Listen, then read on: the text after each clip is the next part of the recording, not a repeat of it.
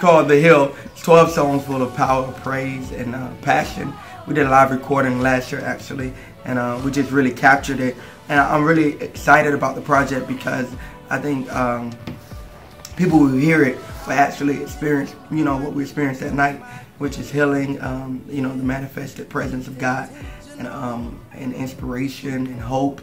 And so that's the, you know, that's our prayer for the record. And we're getting testimonies about how it's making an impact all across the country, and so it's exciting. Right. How is diversity in Christian music, whether it has to do with race or just style, how does that impact, and how important is it to you as an artist?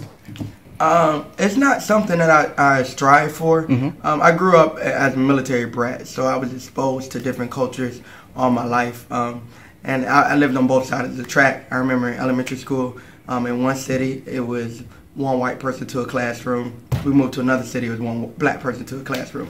So I just kind of had to learn how to, you know, the different languages and just how to flow. You know, we moved from, in one city, I don't remember any white people in my neighborhood. Then we moved to another city. We were literally the only black family, you know, on our block. And so because of that, I grew up in culturally diverse areas. And then even as an adult, I worked full-time for predominantly, you know, the mega church in Charlotte, but it's predominantly white. And so you just kind of have to learn, you know, how to communicate with them. It's totally different culturally, although we all serve the same God.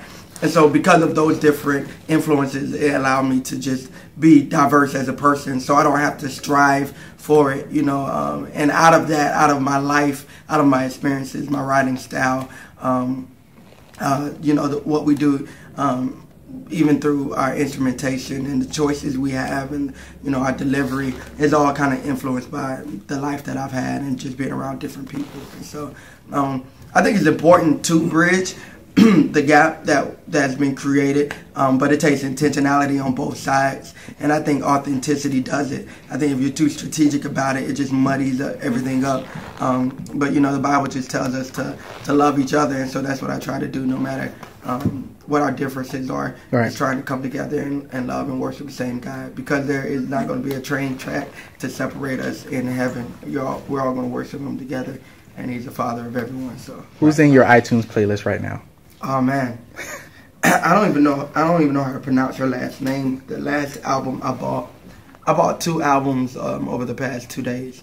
I bought Lauren Daigle. Oh, I know who you're talking about. Yeah, I don't even know how to pronounce her last name, but she won New Artist of the Year, the Dove Awards, and her record is crazy, man. It's dope. And then I think when we were in Atlanta, I bought 2 days ago, I bought Tone Out the Box. Really? Yeah, because I had the record and the DVD. I don't know what happened to it, but we're just talking about what are some of the top live recordings of all time. And man, forget all the other stuff. I'm just talking about straight music and ability. He smashed that record. Yeah, as we were talking about, I was like, man, I forgot about records, so I went and bought it. Yo, it's 37 tracks on that. It's kind of hard to top that, yeah. Yeah, and so I just bought it because I remember, you know, I think I was straight out of college, and I just remember the impact that it had on me when it came out. And actually, I don't even know. I was in college, I believe, when it came out. But yeah, so those are 2 records in my playlist now. But I actually really love music, and as you can see, that's extremely diverse. There's a white lady and a madman, you know. So no, I love. I'm very silly.